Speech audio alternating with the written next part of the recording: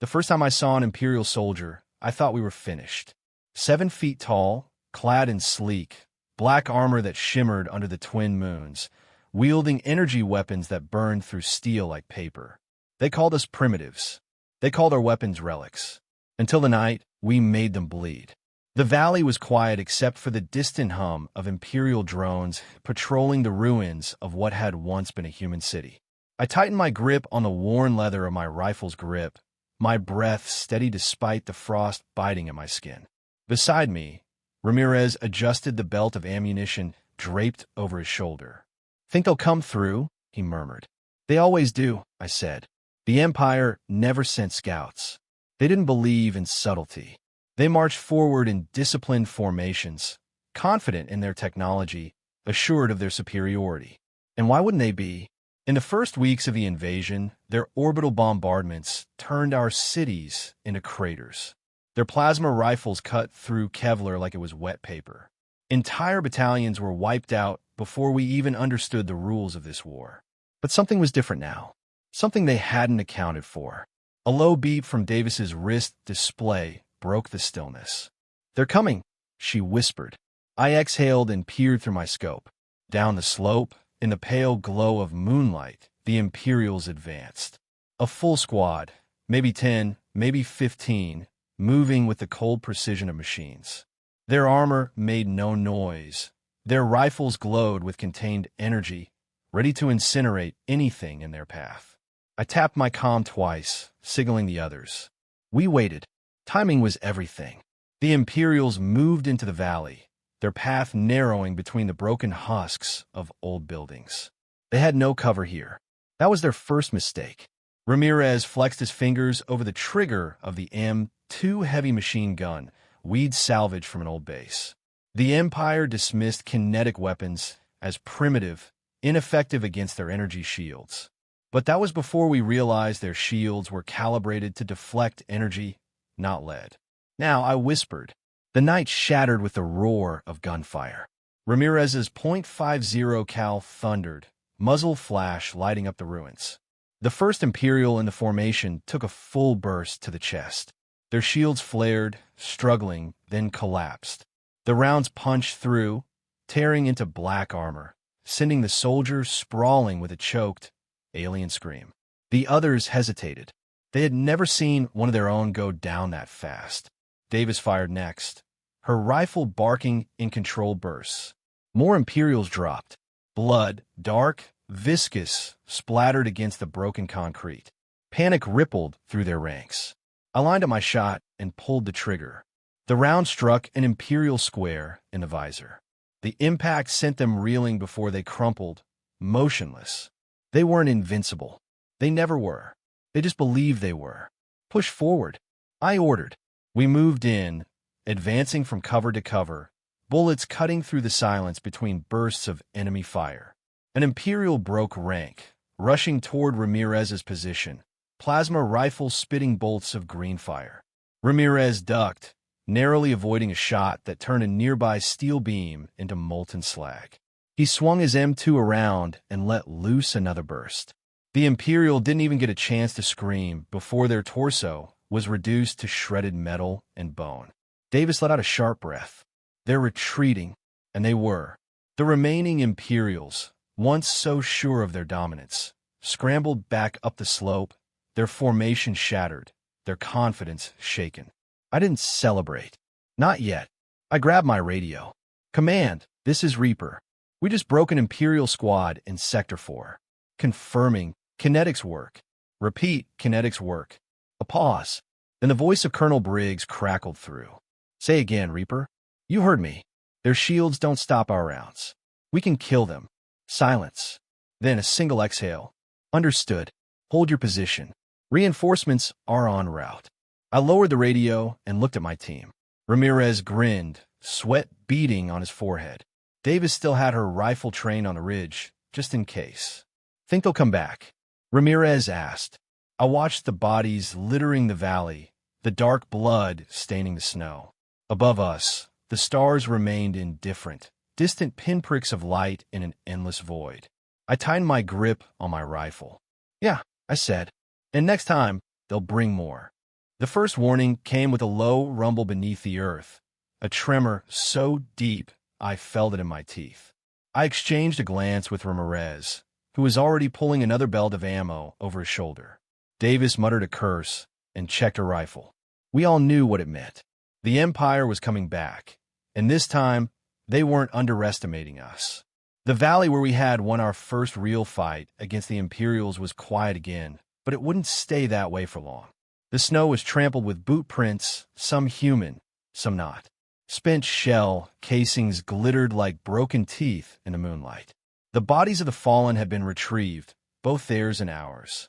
Command had sent engineers to reinforce our position, but we all knew the truth. This wasn't a base. This was a grave waiting to be filled. How many this time? Davis asked, her voice low. I clicked the receiver of my earpiece, tuning into the forward scouts. Static hissed, then a voice barely above a whisper. Multiple transports inbound. They're deploying. A pause. Shit. Tanks. Mechs. I count. The signal cut out. Ramirez swore under his breath. We're not ready for that. I thought of the last engagement, how we had torn through their infantry with nothing but old-world ballistics and battlefield ingenuity. We had expected a response. Now we knew what it was. Command isn't sending backup, I said, my voice steady despite the cold sinking into my bones. They need us to hold. If we break here, they'll steamroll straight through the mountain corridor and hit the refugee camps in the interior. Ramirez scoffed, checking the belt on his M2. So we're bait.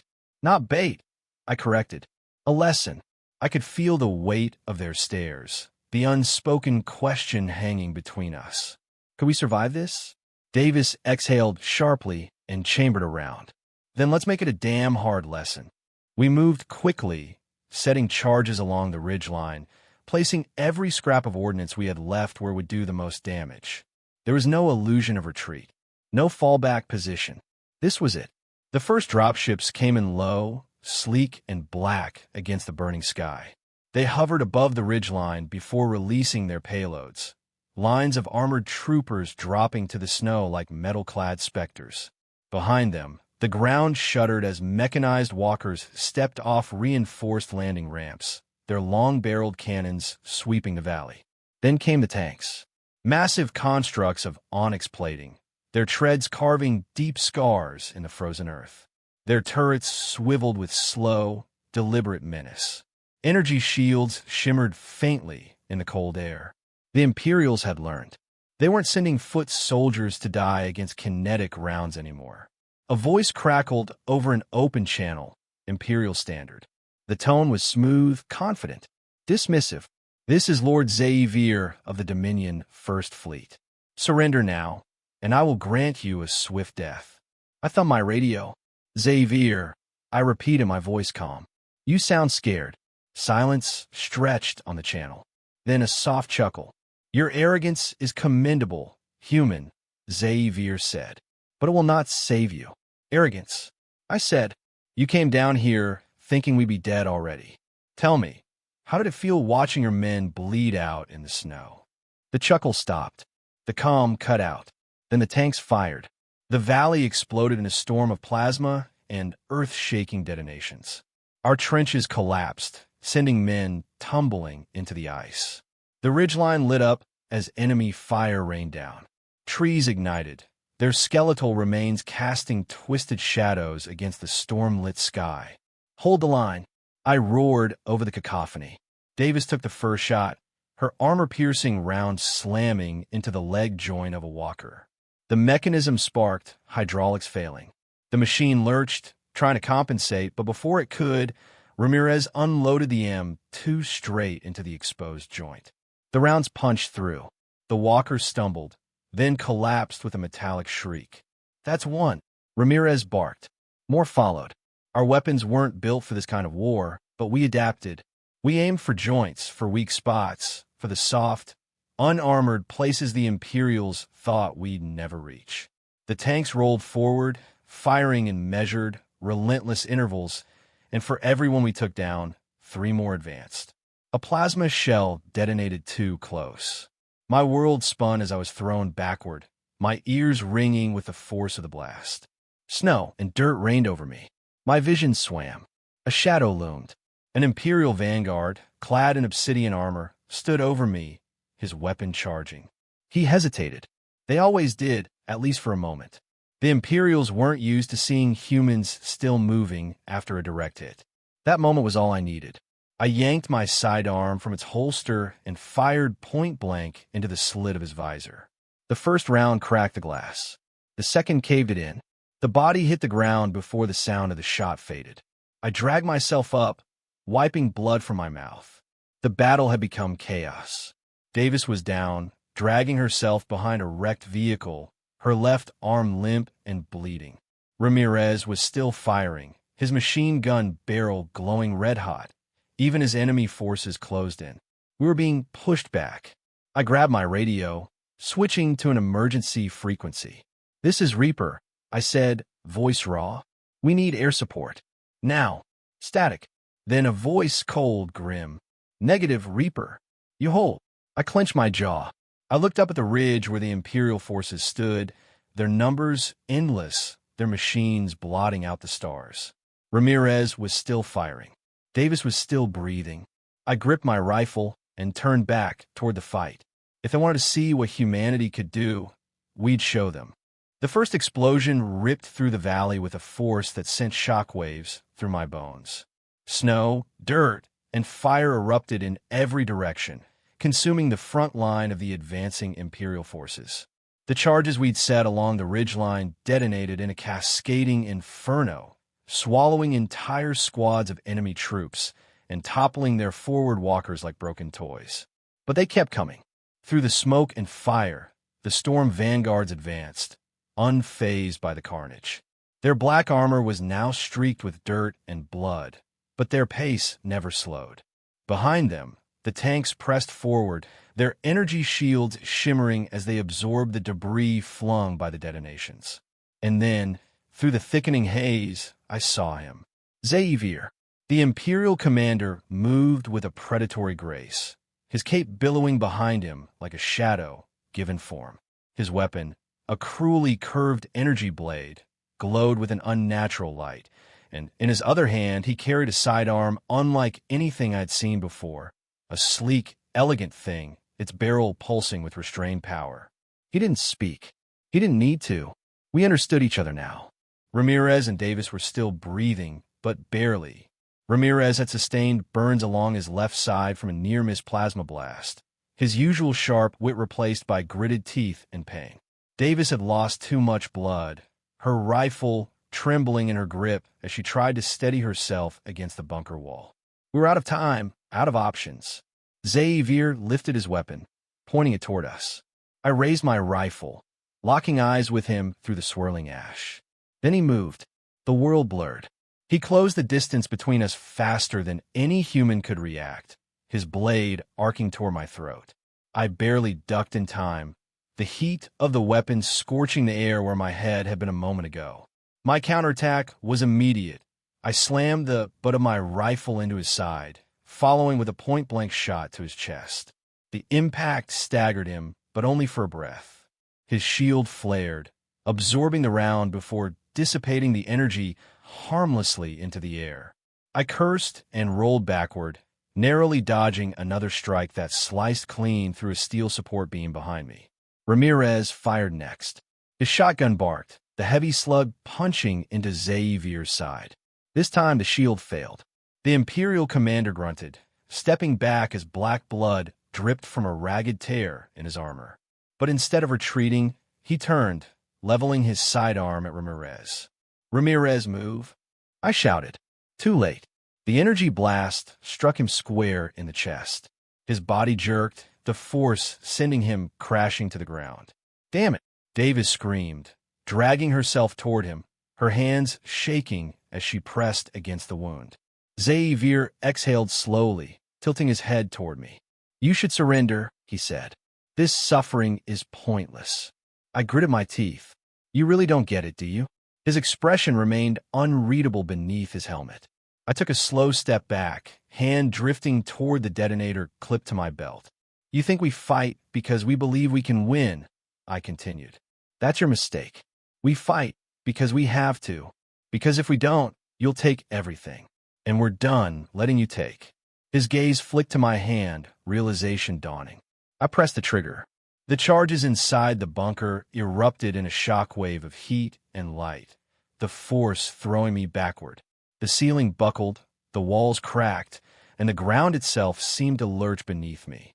The world dissolved into chaos, fire consuming everything. And then, darkness. I woke to silence. Not the eerie quiet of an enemy lying in wait, nor the distant hum of a battlefield still alive with conflict. This was the silence of devastation, of something vast and terrible having run its course and left nothing behind. My body ached, every muscle bruised, every breath a struggle. The air was thick with smoke and dust, swirling in the dim light that filtered through the ruined ceiling above. I was lying on my back, half buried in rubble, my fingers still clenched around the detonator, though the button had long since been pressed. I forced myself to move. Pain flared down my side, but I bit it back, pushing myself up onto my elbows. The bunker was barely standing. Jagged cracks ran along the walls, and debris covered the floor in uneven heaps of stone and metal. The doorway was gone, replaced by a jagged hole opening into the valley beyond. And outside, the battlefield lay in ruin. The ridge where the Imperial forces had advanced was nothing but scorched earth, craters torn deep into the frozen ground. Twisted wreckage littered the field, walkers and tanks alike reduced to smoldering husks. Bodies, both human and Imperial, lay scattered like broken dolls, some still smoking from the heat of the explosion.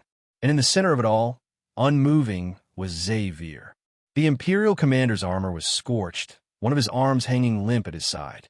His cape had been reduced to tattered remnants, the once pristine black fabric now caked in soot and blood.